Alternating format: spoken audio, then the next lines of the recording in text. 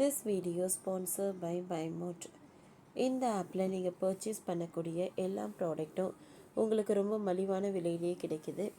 இதில் நிறைய offers and coupons provide பண்ணுறாங்க. ஸோ இதோட லிங்க் உங்களுக்கு டிஸ்கிரிப்ஷனில் கொடுக்குறேன், யூஸ் பண்ணி பாருங்கள்.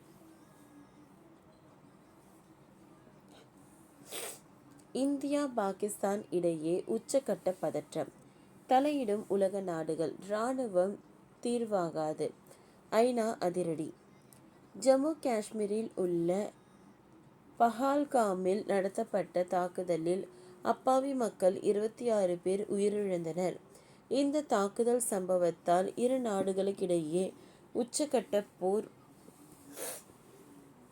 பதற்றம் நிலவி வருகிறது. இந்நிலையில் இந்தியா பாகிஸ்தான் இடையேயான பிரச்சினைகளுக்கு இராணுவம் மூலம் எந்த ஒரு தீர்வும் கிடைக்காது என்றும் இரு நாடுகளும் நிதானமாக கடைபிடிக்க வேண்டும் என்றும் ஐநா பொதுச் செயலாளர் அந்தோனியல் தெரிவித்துள்ளார். ஜம்மு காஷ்மீரில் உள்ள சுற்றுலா பயணிகள் மீது தீவிரவாதிகள் பயங்கரவாதிகள் தாக்குதல் நடந்த சில வாரங்களுக்கு முன்பு ஈடுபட்டனர். இந்த தாக்குதலில் 26 பேர் பரிதாபமாக உயிரிழந்தனர். இச்சம்பவம் இந்தியா முழுவதும் கடும் கொந்தளிப்பை ஏற்படுத்தியுள்ளது.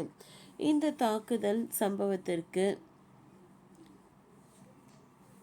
தி ரெஸ்டரண்ட் பிராண்ட் அமைப்பு பொறுப்பேற்றுள்ளது. பாகிஸ்தானுக்கு எதிராக பல்வேறு அதிரடி நடவடிக்கைகளை இந்தியா மேற்கொண்டு வருகிறது. பாகிஸ்தானுக்கு பதிலாக கொடுக்கும் வகையில் இராணுவம், கடற்படை, விமானப்படையினர் தயாராகி வருகிறது.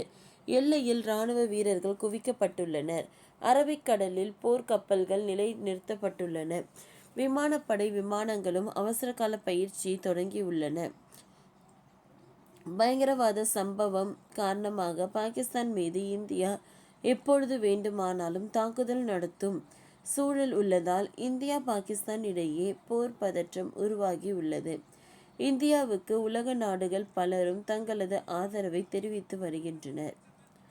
பயங்கரவாத தாக்குதலுக்கு பின்னணியில் பாகிஸ்தான் உளவுத்துறை மற்றும் பாகிஸ்தான் இராணுவத்துக்கும் தொடர்பு இருப்பது NIA விசாரணையில் தெரிவித்துள்ளது. உளவுத்துறை மற்றும் இராணுவத்தின் அறிவுரைப்படி இந்த தாக்குதல் நடத்தப்பட்டதாக கூறப்படுகிறது. இந்த தாக்குதலை அடுத்து இந்தியாவுக்கு எதிராக பாகிஸ்தானும், பாகிஸ்தானுக்கு எதிராக இந்தியாவும் தொடர்ந்து பல்வேறு நடவடிக்கைகளை மேற்கொண்டு வருகின்றனர். இதனால் கலக்கமடைந்த பாகிஸ்தான் இந்த விவகாரம் தொடர்பாக விவாதிக்க ஐநா நாடுகள் சபையில் கவுன்சில் கூட்டத்தை கூட்ட வேண்டும் என்று கோரிக்கை விடுத்தது. இதைத் தொடர்ந்து ஐநா நாடுகள்